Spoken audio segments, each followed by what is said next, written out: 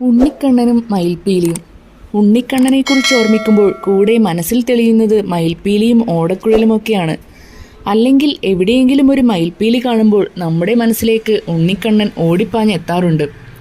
ഉണ്ണികൃഷ്ണനും മയിൽപ്പീലിയും തമ്മിലുള്ള ബന്ധത്തെക്കുറിച്ച് ഒട്ടേറെ കഥകളുണ്ട്. അതിൽ രസകരമായ ഒരു കഥ കേൾക്കണോ? ശ്രീകൃഷ്ണൻ കുഞ്ഞായിരുന്നപ്പോൾ അമ്മ യശോദ മകന്റെ മുടി കെട്ടിവെക്കാൻ ശ്രമിച്ചു. പക്ഷേ എത്ര ശ്രമിച്ചിട്ടും മുടി വീണ്ടും വീണ്ടും കൃഷ്ണന്റെ തോളിലേക്ക് തന്നെ വീണുകൊണ്ടിരുന്നു. പട്ടുവെച്ചും പൂമാല വെച്ചും കെട്ടി നോക്കി, ഒരു രക്ഷയുമില്ല. ആ സമയം ഒരു ആൺമയിൽ അവിടേക്ക് എത്തി.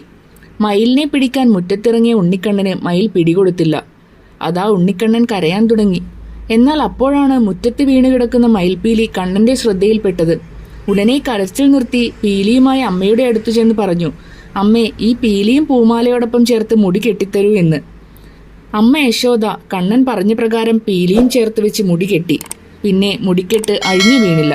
അന്നു മുതലാണത്രേ ഭഗവാൻ ശ്രീകൃഷ്ണൻ മയിൽപ്പീലി ചൂടാൻ തുടങ്ങിയത്.